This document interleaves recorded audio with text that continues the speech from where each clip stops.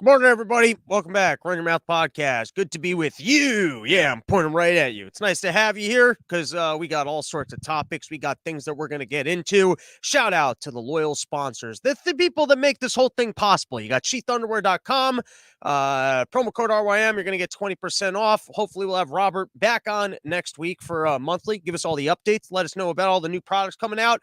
And then, of course, YoKratom.com, home of the $60 kilo, and YoDelta.com, which go load up on some vape pens. All right, first, I just like to start off with a little bit of advice for everyone out there listening to the show. You're out there, inflation's getting bad. You're not sure how you're going to get by. You're not sure you're going to make any money. You turn on the news, and Biden's press secretary's up there going, prices, they haven't changed at all. They're always the same. Now you start losing your fucking mind, where you're like, not only can I not afford this shit, they're telling me that this is what it cost last year. You're like, I can't, the things that this isn't adding up. And then you've already done all your math for the day. You're already trying to set budgets. You're not sure how to make any money. Well, I just found out you got all sorts of teachers who are like, hey, I don't even know why I was teaching my job. Apparently, you can just sell your pussy pictures up on the OnlyFans.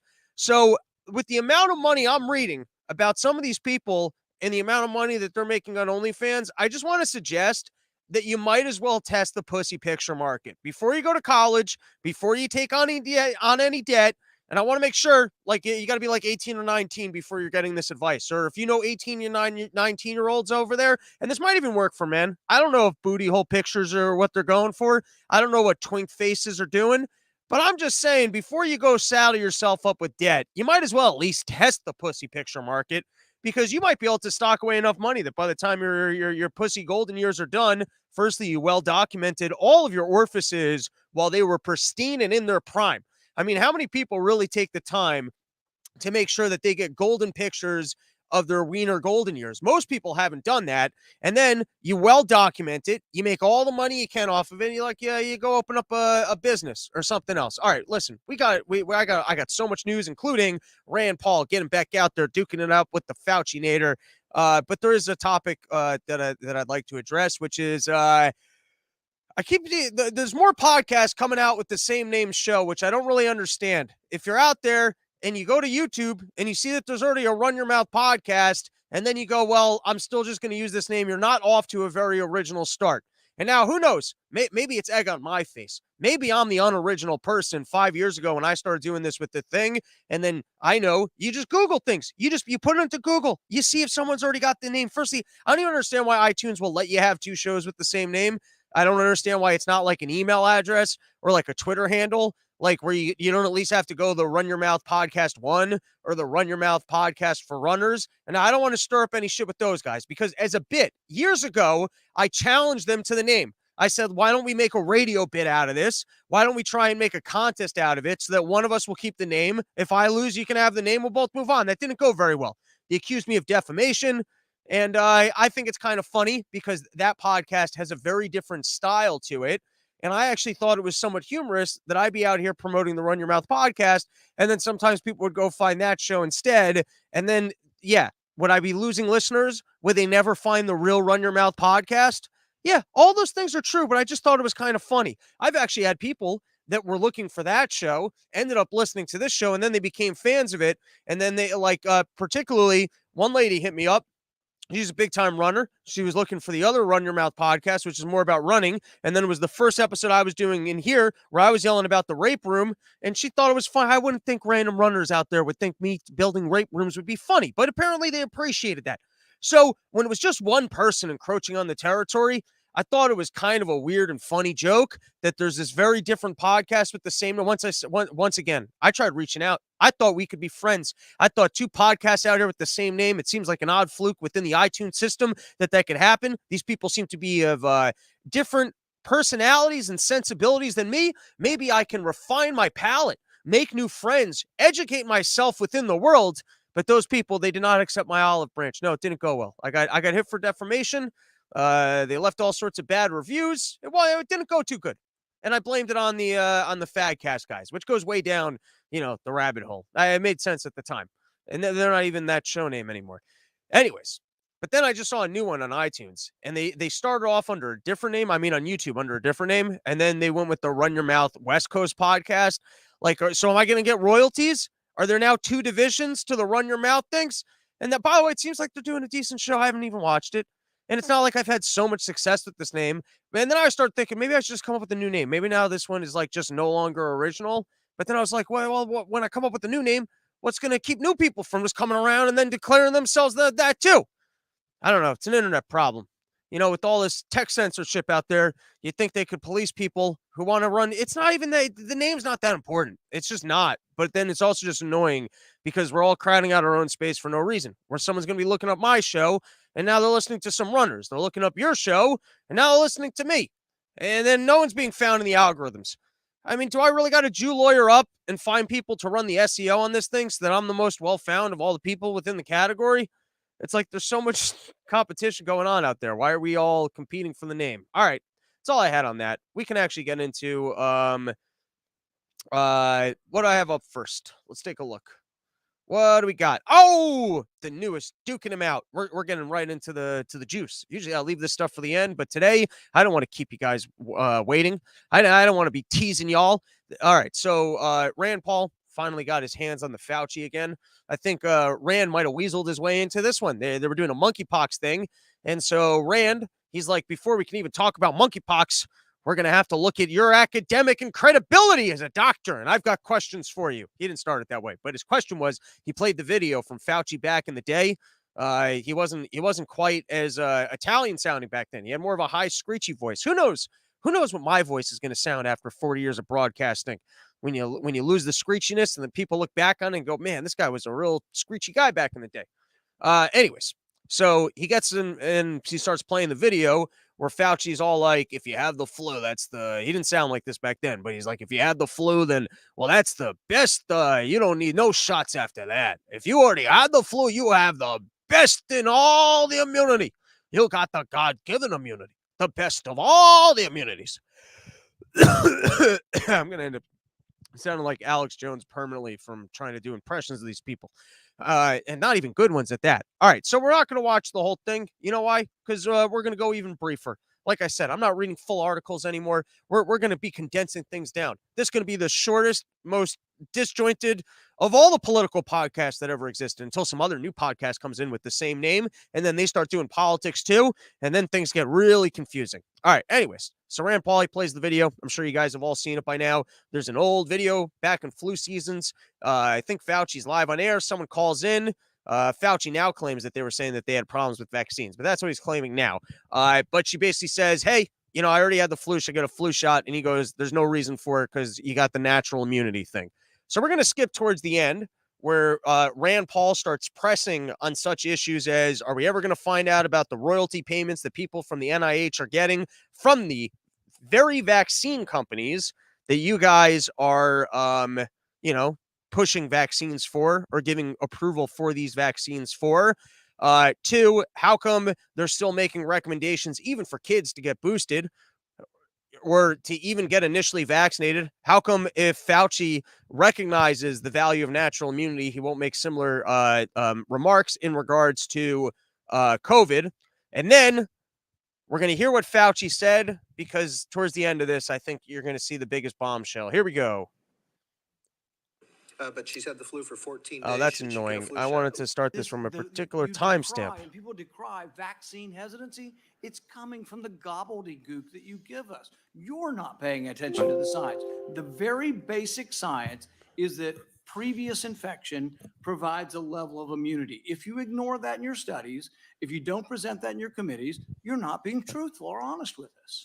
Senator, if I might respond, I have never, ever denied fundamental immunology. In fact, I wrote the book on it. That was me.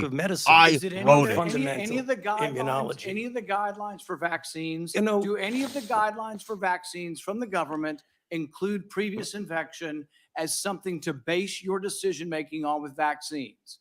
Do any of the guidelines involve previous infection? That's why you're ignoring previous infection, because it doesn't involve any of the guidelines.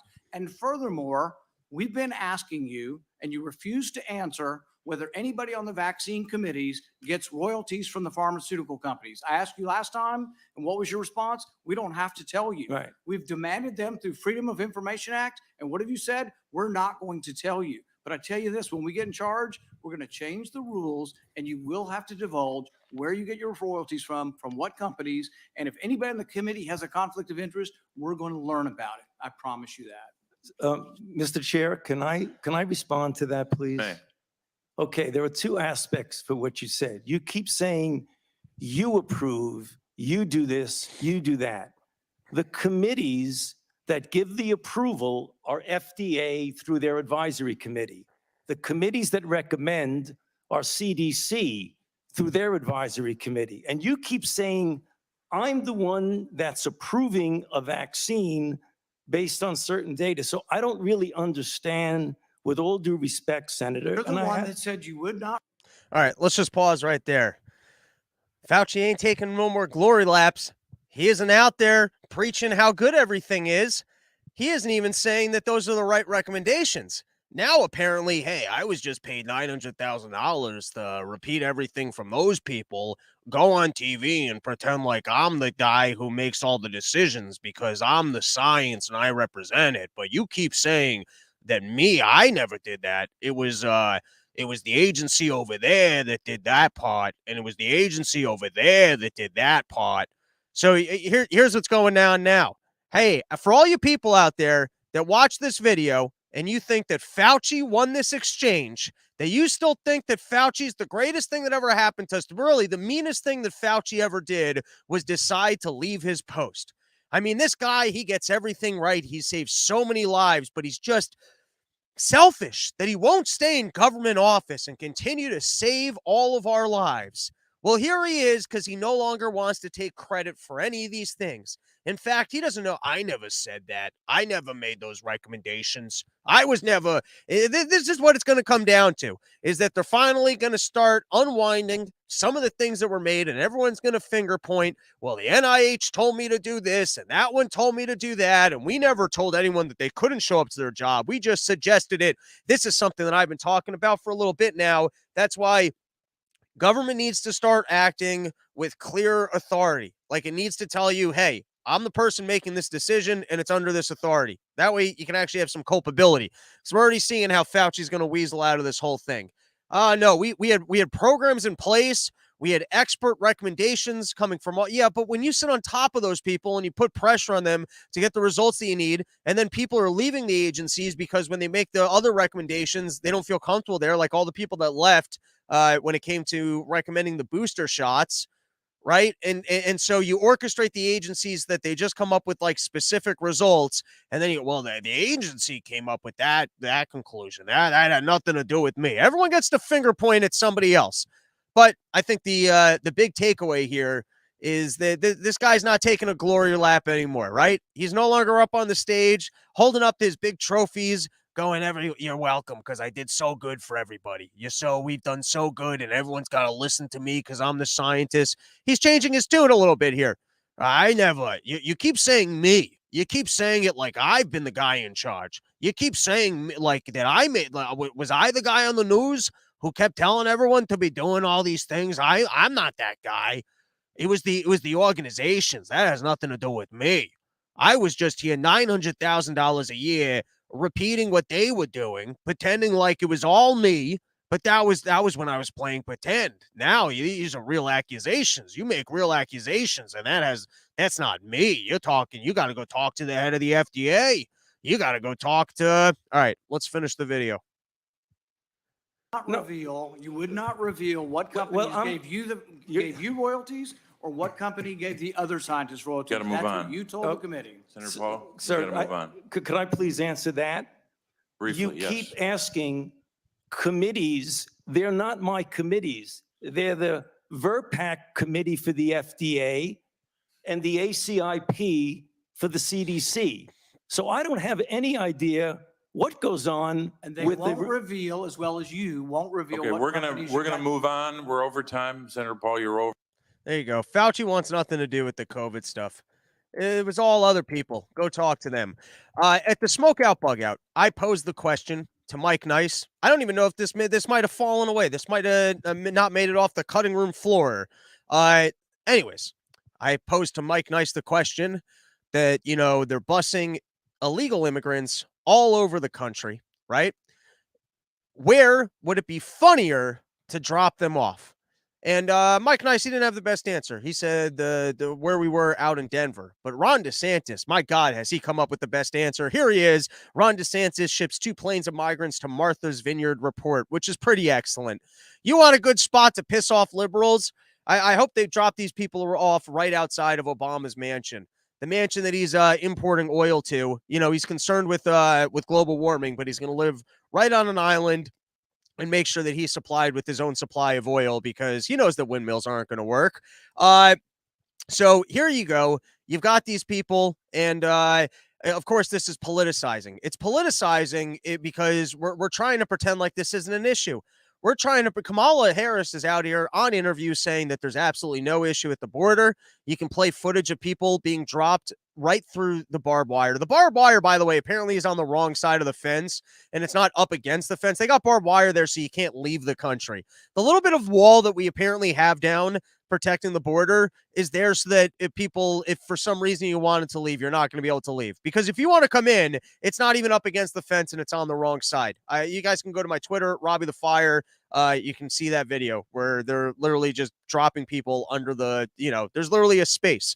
There's literally a space. And then they got, God bless the illegal immigrants because they got some decent gear. They're coming in there like they're splunking into a cave. It's no big deal to them.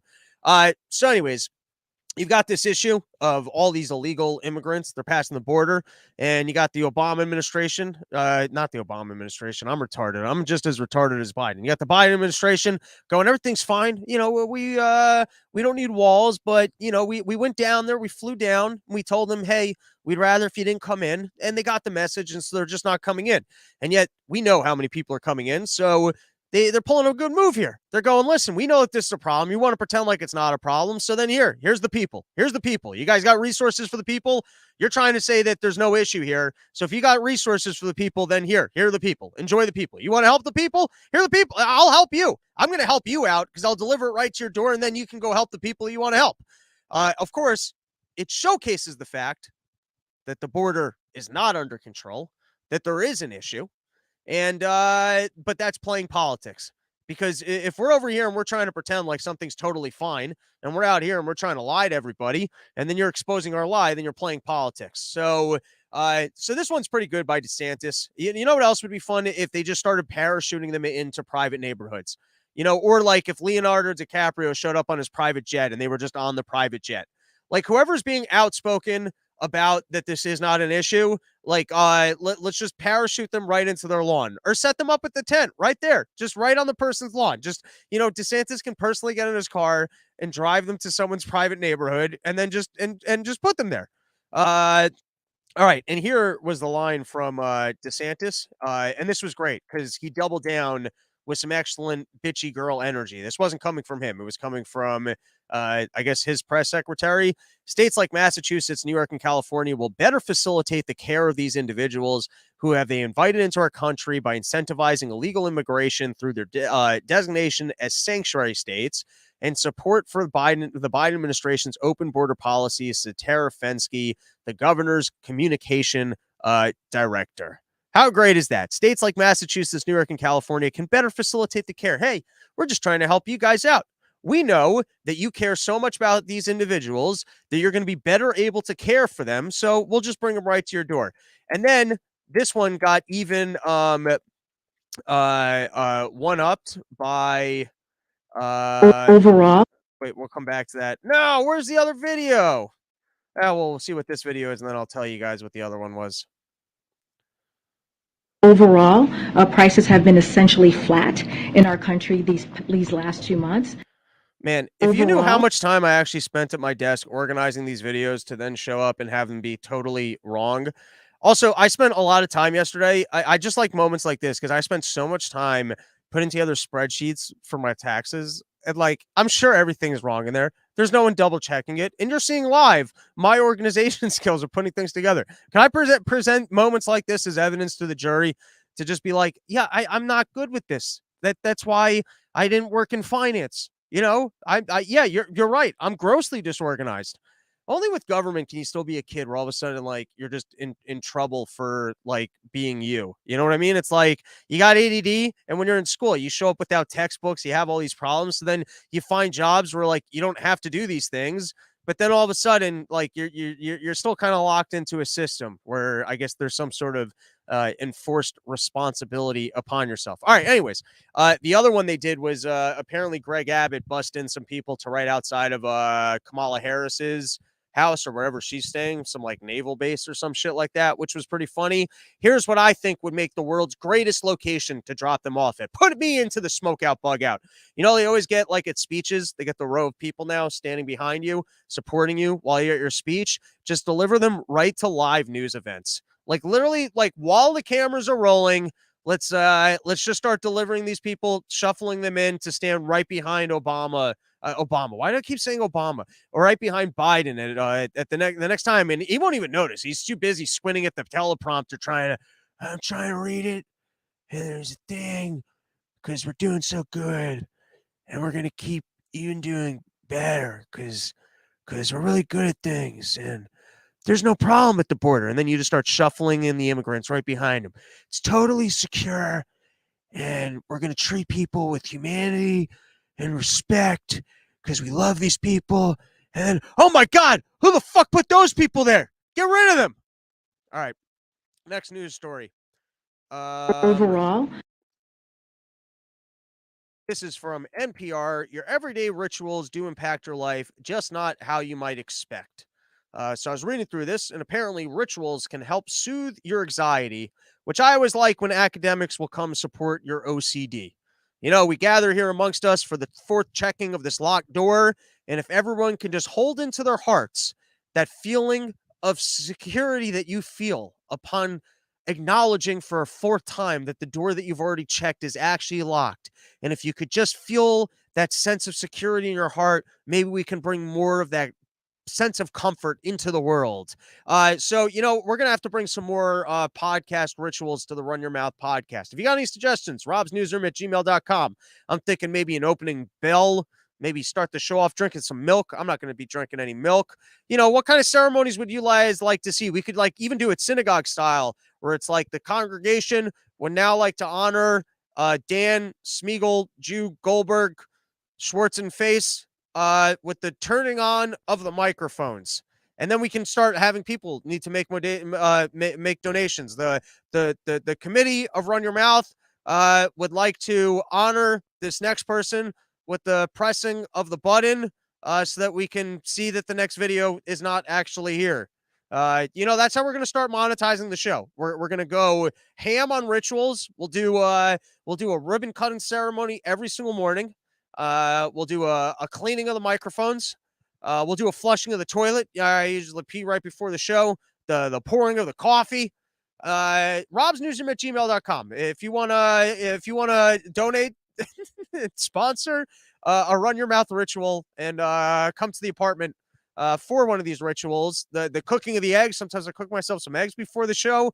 There could be a lot. We can be getting plaques. You think these are the only plaques I want to sell? I mean, loyal supporters. These plaques have been here all year. I mean, you're not going to get a plaque of this size, but we can get you a little plaque underneath saying that this that the curtain was sponsored by. All right, next story.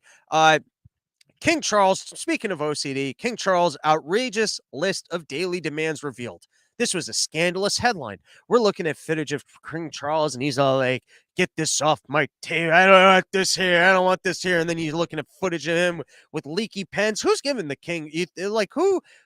How do you even have leaky pens? Talk about a fuck up on your staff. That's a guy who's just fucking with you. You're there, you're signing documents, you're trying to find out what date it is because you're living Groundhog Day. It's every single morning. You wake up with pressed pajamas, with white waffles and biscuits. No one's ever fucking messing up your shit. And so you get the staff that's around you, and they just like watching you freak out. Because if it's just irritating enough, they know that this guy loses his mind. He's very particular, which, by the way, I admire this man being particular. All right, let's get into the article because they're up here and they're giving the guy shit for like his list of daily demands, and nothing on here is even that crazy. Yeah, like if you're gonna come at me with some scandalous shit, it's got to be scandalous shit. If you come at me and you go, look, we got the scandalous shit, and then you don't actually have anything, You just really, you make the guy look good because you're like, hey, look, I got all these embarrassing details, and then it's not even that embarrassing, and you're like, this is the worst you can come up with on this guy. All right, so here we go. King Charles' outrageous list of daily demands revealed. His pajamas are pressed every morning. His shoelaces are pressed flat with an iron. The bath plug has to be in a certain position, and the water temperature has to be just tepid. In a bathtub filled only half full, Burrell said. The king even has his valets squeeze 1 inch of toothpaste onto his toothbrush every morning. If you're rich enough to get things just right, like, and you're going to pay people to do it, you want the things to be just right. Like, I understand the OCD-ness of it, where it's like, in this moment, like, I've had moments where like that, where it's like, you kind of have to like mentally be like, okay, it's not that big of a deal. Like, you have to go like, all right, I know that I'm being crazy. This is not that big of a deal. Like, recently I had an incident where I had a great whiskey and I was with great company, but they didn't have the ice cubes I wanted. And so there's a little part where like this moment would have been different if they had the ice. And but like, you can also just go, it's not a big deal. Like, I'm still having the best time of my life. What do I really got to be OCD about this ice cubes? And you got to like walk and talk yourself out of the OCD. You know what I mean? But it's like, it's still, the moment wasn't what the moment could have been. Now that's a very OCD way of thinking, where you're like, this is great, but it could have been a little bit greater. You got to like start deleting that. I can tell you from my own experience with life, you gotta work on yourself. You're like, it doesn't always need to be the absolute best version, because then you're comparing reality to non-reality.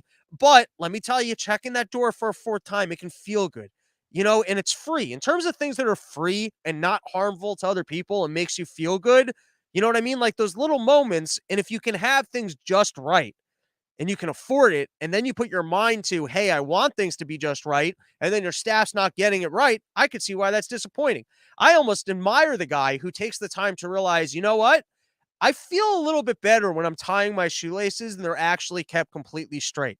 That's a good leader right there. I feel a little bit better if I get into like my pajamas. Like, it's nice getting into like pajamas, but like if they're actually warm, like if I have coming out of the oven pajamas, it feels a little bit toastier.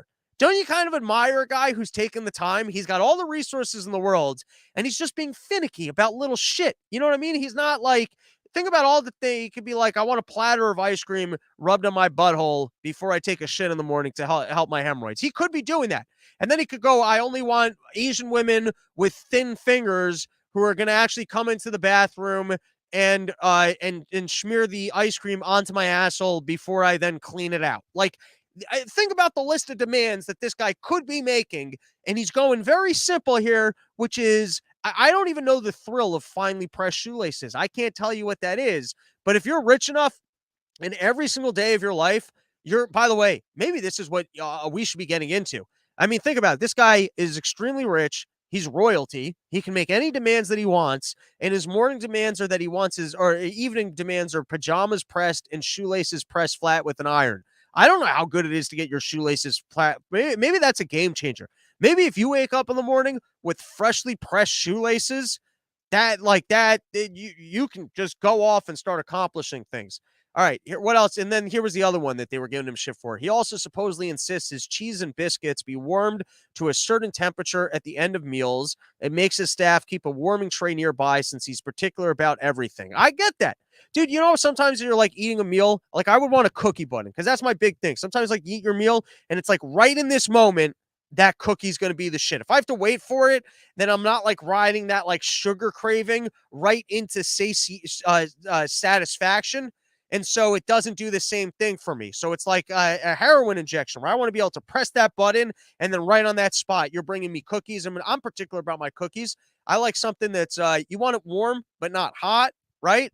You don't want it too thin and crispy. You want it warm, hot. You want it to have enough texture that it's got a good mouthfeel. Like I would be in the kitchen every day. I'd be talking to that cookie guy and I'd be like, we got to get these cookies just right, because you can afford to have that moment. And the fact that you know that you can afford to have that moment right, and then people aren't getting it right, I get it. I'm coming out full support for the king. All right, let's take a couple comments and then we'll get into the next story. Just imagine the ridiculous demands he has for the children he buys. Yeah, they need them nice and sparkly. Oh, Luke, what's up, Luke? I would have a guy to blow up my nose before getting out of bed if I was king. Bled, blow, chop, chop, fucking chop, chasey. I think what you mean is you want a guy before while you're asleep. It's kind of like waking up with a blowjob. You want a lady or a kid, I guess, maybe even at that point, to put a nostril, basically to blow.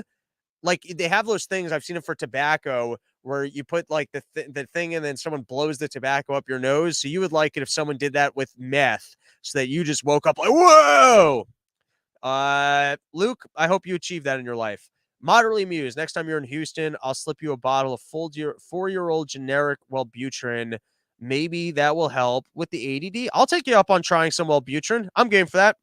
Also, I'd like to do Houston. I'm going to have a date coming soon in Austin, and I'm going to try and do Dallas the Friday before it, and then Houston the following Sunday. I have to start making arrangements on that. Oh, and speaking of live gigs, guys, you got to come out for this one. October 1st, it's in Maryland. You know what? Why don't I just let me just pull it up. Why don't we pull this up?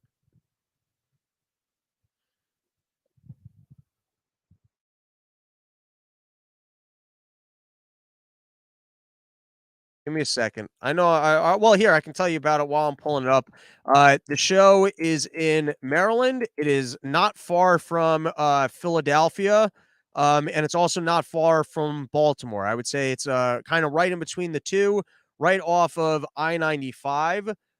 It's incredible lineup. So we've got Justin Silver will be headlining it, and then Menu and Hart and Chris Vega and myself.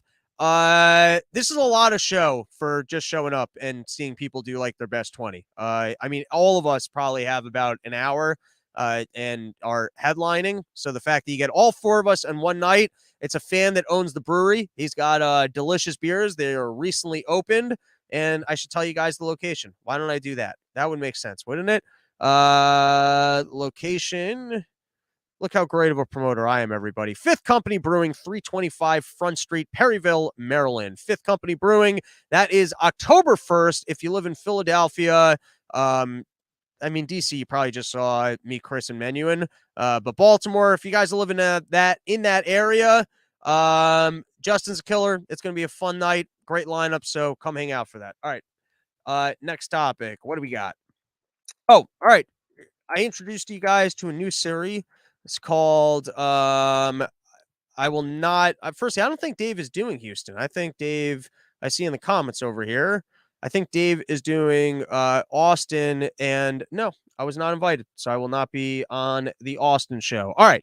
Here is our newest series called Good Questions, which I'm going to be taking these questions from other people because sometimes you see good common sense questions, right? Sometimes you got these policies going on. People are making all sorts of decisions, and someone just comes through with some very common sense decisions. And so we're going to start highlighting more of these because they're going to help our brain. They're going to help us think. So this is from Newsweek, from Thomas Massey, the Twitter great. At some point, me and him are going to be friends. It'll happen. Putting it out there in the world. All right. So yesterday I mentioned in creepy financial news that they're adding the requirement for credit card companies to create a little code for when you're purchasing a gun, so that in some form and fashion, they're going to be able to track gun sales, at least if they were done with a credit card. So let's read. It's only a couple paragraphs here from Newsweek, where Thomas Massey highlights the problems of this. Given that gun buyers who use credit cards have already passed background checks to see if they can legally buy guns, what suspicious activities could credit card companies possibly look for? Is buying 2 or 3 guns evidence of suspicious activity? The majority of mass public shootings since 1998 only used 1 gun. Do you look for people who buy AR-15s, America's most popular rifle? Put aside that even the Associated Press now recognizes that these aren't weapons of war and are no different than other hunting rifles. Only rarely do mass public shootings involve rifles and no other type of firearm. Should we be suspicious if someone purchased a couple hundred rounds of ammunition? People can easily use that many rounds at a shooting range in an afternoon. Despite what people see on TV crime shows like Law & Order, gun registration doesn't help law enforcement solve crimes. Police in jurisdictions from Hawaii to New York that have had registrations for decades can't point to any crimes that they have been able to solve. Even entire countries such as Canada haven't had success. If guns are left at a crime scene and are registered to the person who committed the crime, it is possible to trace the gun back to the criminal. But guns are virtually never left at crime scenes, and in the few times that they aren't registered to the person who committed the crime. So why do Democrats keep calling for a costly policy that does nothing to reduce crime? All right. So those were some good questions by Thomas Massey about this new law or this new policy. It might just even be initiated from the credit card companies. Now, this is from Mish Talk. I don't read his site every day, but he's great. He economist. I've tried having him on the show. I got to reach back out again because he did get back to me, and then it kind of fell through. I do recommend his blog. He's one of these guys that on any given topic, he's probably got the smartest take. So I recommend following his blog. So this was particularly questions. He's got a list of questions about why the electric vehicle and green energy stuff has not been thought out. So once again, it's good for us. We're only going to read 2 paragraphs. And this is what I bring to you people is I read everything. And then when you get 1 or 2 good pieces out there that it will actually stimulate your brain and give you some good critical reasoning skills, I highlight it for you. Here we go. Policy decisions by clueless heads of state bow down to St. Greta, AOC, and President Biden. They have put in place an inflationary inferno that central bankers do not know how to stop. Even more ridiculous, President Biden, Elizabeth Warren, and others want the Fed to take on a third mandate and stress test the economic impact of continued rise in temperature. What needs to be stress tested is the reverse, the inflationary impact of a push for clean energy before battery storage technology exists, grid improvements exist, and whether or not physical metals for all the batteries that will be needed are even available. All right, so here's the quick list of questions. Will the production of lithium, cobalt, manganese, and nickel be sufficient to make all the batteries at what price? In other words, if we're increasing demand for all these materials, like what is going to be the price of actually having everyone have cars and run off batteries? Can the electrical grid take the strain? Will there be enough charging stations? Who will pay for all of these charging stations? Those are good questions, and no one has the answers, but I do have the answers to one driving question. Will this do much of anything for the environment by 2035? No, and possibly not 2050 either. But the point are, they're just some common sense questions that you would think people pushing for these electronic vehicles would be able to easily answer. This information be readily available, but not. All right. Now, another section I want to introduce to the show. It's called I Don't Know. We're going to go daily at some point in time, and then I'm going to start harassing you guys to, to fund the operation, and then we're going to get our wall of plaques of title sponsors. We're going to have all sorts of ceremonies. I'll come over to your house. I'll blow flutes and horns. I'm not going to blow you, but flutes and horns. And not even like the trumpet ones, but then like the fake plastic versions of it. Listen, that pitch is coming down the line. But for right now, I'm going to start a new category called I Don't Know, which is I want to be your one-stop shop that at a minimum, you can know everything that's going on in the news. But sometimes you get news stories where I don't really know why they're important, and I don't even really know what they're getting at. And like everyone's making a stink over it. And I'm like, I don't even really know what's going on here. So instead of pretending like I do know what's going on here, we're going to create a new category in the show just called I Don't Know. And I'll tell you that there's this thing that's going on in the news, and I don't even know what the fuck it is. So the first one is they had this Twitter whistleblower. They brought this guy in, and I feel like at the end of the day, Twitter's a private company. You can keep your security problems to yourself. It wasn't about the relationship between Twitter and government and whether or not Biden administration is threatening them to take things off the platform. That's an interesting story, and I understand why the government would be involved in that one. Twitter security issues. I mean, I guess I get it. I understand. I guess maybe there's a level of consumer protection, or maybe government. They're in the big data game. They're out there. They're purchasing stuff from AT&T, and so they understand the value of the big data, and they want to make sure that no one else can get their hands on it. But is that government really protecting us, or is that government protecting its own interest? Where it's like, listen, we need to be able to manipulate people, and we got to make sure that no one else can manipulate people. Like, what exactly are you guys planning on doing with this big data? And why are you guys so concerned about other people getting their hands on it? And if it's so concerning that other people are getting their hands on it, should we be making laws that maybe the government can't have access to it too?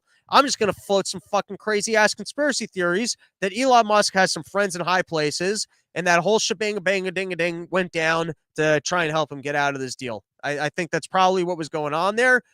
Props, though, to Hawley. I think if Trump leaves the presidential scene, I think I'd be interested to see if Hawley makes a push for that, because every time I watch him in these little skirmishes, he seems to hold himself pretty well and present himself pretty well. He might be a war hawk dumbass for all I know. I'm just talking to you purely off of television theatrics of who I think might be able to make a run for things.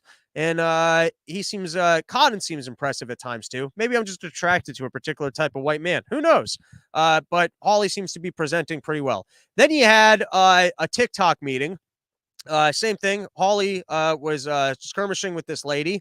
And it seems like TikTok is doing a good job of basically pulling the Fauci, where they've separated themselves into two different companies. You've got the ByteDance, and then you got the TikTok.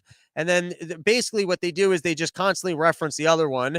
And lady refuses to answer any questions whatsoever and go, no, well, we're very careful with the access over here. No one from TikTok would do that. It's like the very particular wording where it's like, I mean, the best video of all was when Ted Cruz went after that very handsome man. And then he basically busted him that he was refusing to answer the questions. But they seem to do a good job of basically creating two different separate entities and then constantly not answering your question by like self-referencing the two different entities. All right. Then you've got more subpoenas. Apparently, they're even hunting down Mike Lindell. Mike Lindell's out there. He's trying to find even better materials for his pillows. He's hunting ostriches. He's hunting all sorts of birds. He's been filling up his thing with cotton, and now all of a sudden he's going off the grid. He can't just be selling his pillows in Walmart anymore. So he's going to need some new premium pillows with some exotic bird feathers in there so that he's got something to sell you. So he's out there. And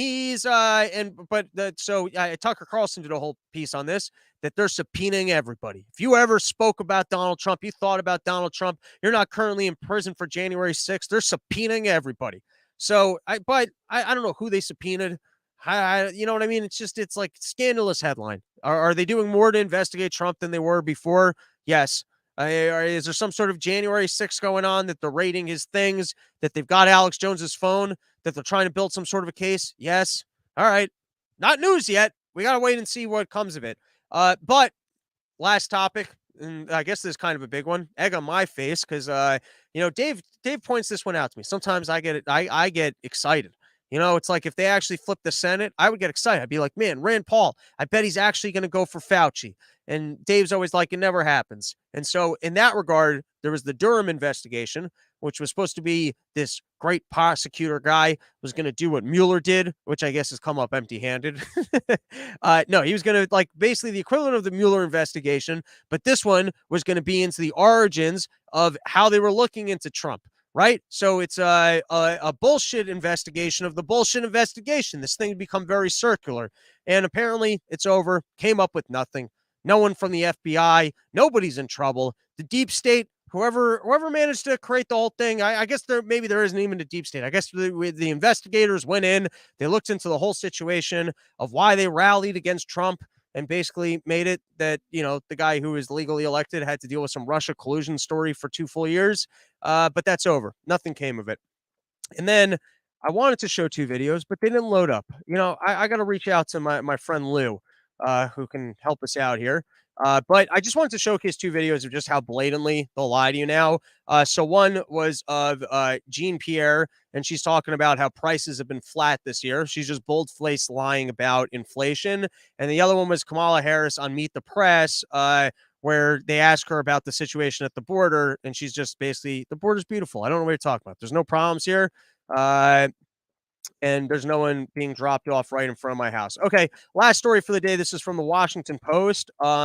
Russia has secretly funneled at least $300 million to foreign political parties and candidates in more than 24 countries since 2014 in an attempt to shape political events beyond its borders, according to a new U.S. intelligence review. And I like all these articles where they try and highlight just how evil Russia is. This is why we're supposed to hate Russia. $300 million spent to... Didn't we just spend $55 billion to not fight a war with them? Right? Aren't we spending like $55 billion in Ukraine to not be fighting a war with Russia? It's just every time they try and come out with these news stories of here, Russia's so mean that is in response to our sanctions, they're not going to send the people who are sanctioning them the oil they need. It's like, what do you expect of them?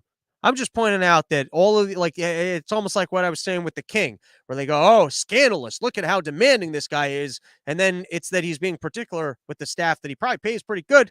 And he's rich. He's rich. He's been the king forever. I mean, if you're going to get to be the king, it should come with its king's privileges. Like Hunter Biden, you know what I mean? He's using all the presidential privileges. He's out there, crack whores, not going to jail. That guy, he's using his presidential, like, you use the privilege that you get. Like, what's the point of having the privilege if you're just going to go, oh, I feel bad about my privilege? Then it's just a perfectly good waste of privilege. God gave you privilege, right? He came into the world, either the universe or God said, hey, I'd like for you to have this privilege. And then you're just going to squander it? That's not what the universe wants. All right. Can I have any more? Oh, all right. Well, we're going to get into this a little bit more. But I did a whole thing a couple days ago. If you didn't listen to it, go check out an episode. I probably did 25 minutes on this about how there's a student body of LGBT that attend Yeshiva University, and they demand that their club should be recognized, even though it's a religious institution. It goes up to the Supreme Court. And here is the latest. This is from The Week magazine. Supreme Court rules Yeshiva University must accommodate LBGT group for now.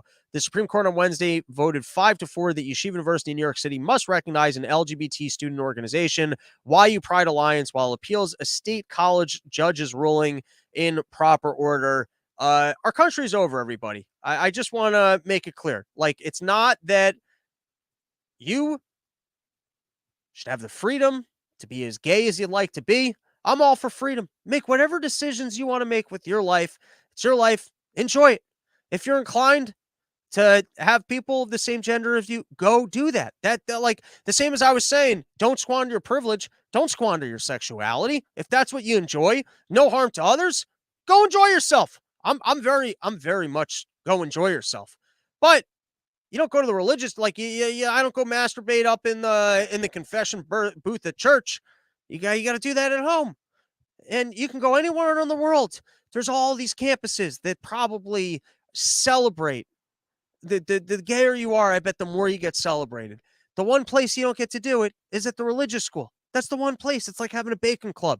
But these people, they insisted that they got to be there and that they got to change the entire basis of the religion so that they could accommodate them. They could pretend like that this is what the religion is actually about. And what the kids, in their little Weasley fashion, what they're claiming they want is they just want a room with a whiteboard. That's it. They just want a room with the whiteboard. And now I hope that they get that room and a whiteboard, and it's to teach a class on how to insert things within your asshole. I hope that that's what they do. You actually show up to the class, and I'd like to attend. I'd like to learn about PrEP and what I could have done to avoid the AIDS that I have. You know what I mean? Like, I'm all for education here. All right, that's our episode.